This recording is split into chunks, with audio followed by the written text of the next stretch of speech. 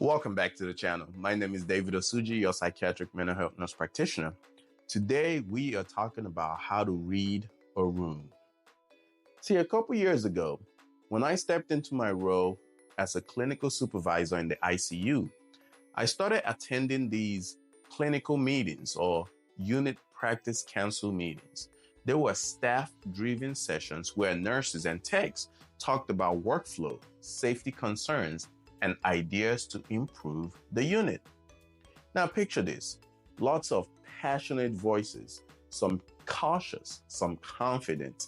Ideas are flying around, but nothing really moved forward until one particular nurse spoke. She wasn't in charge, she didn't speak often, but when she did, the whole room shifted. People sat up, they leaned in, they paused. It was like everyone was silently waiting to hear what she had to say.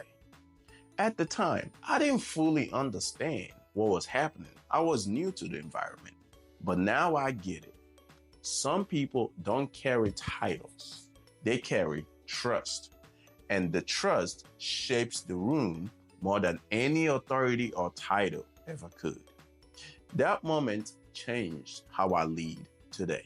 Because in every room, whether it's hospital, classroom, board meeting, Zoom call, there's always a hidden language at play, one that determines whose ideas gain traction and whose ideas get ignored.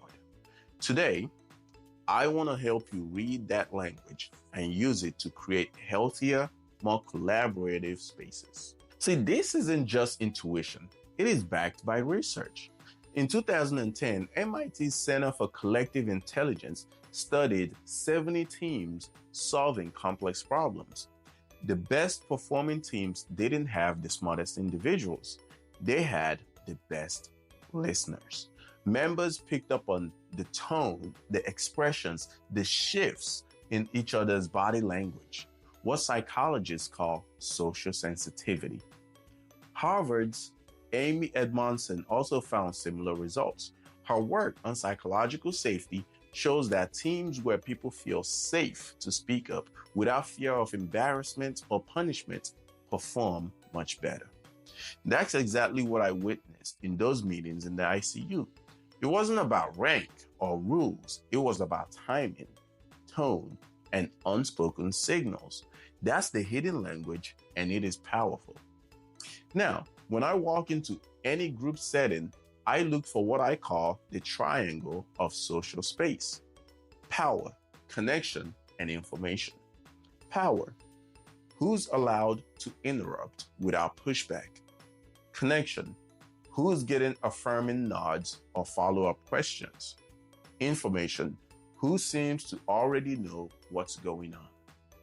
That nurse, she was quietly at the center of all three. She wasn't running the meeting, but she was guiding it. And most people didn't even realize it. See, understanding this triangle helps you read beyond the words, because the real decisions happen in the spaces between them. So here's how I read a room. Not like a checklist, but like watching for the subtle energy shifts. First, watch out for eye contact. Who do people glance at after speaking?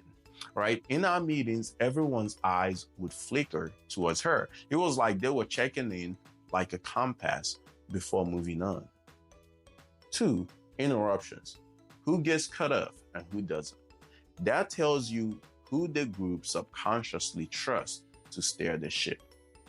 3, body orientation. Who do people lean towards? Even slightly, that tilt reveals influence, often more than words ever would. These tiny patterns are easy to miss, but once you spot them, it changes everything. You start to feel the room instead of just listening to it. And here's what I learned the hard way. One time early in my role, I rushed us through an agenda. I thought I was being efficient, but what I actually did was skip past a moment that needed to breathe.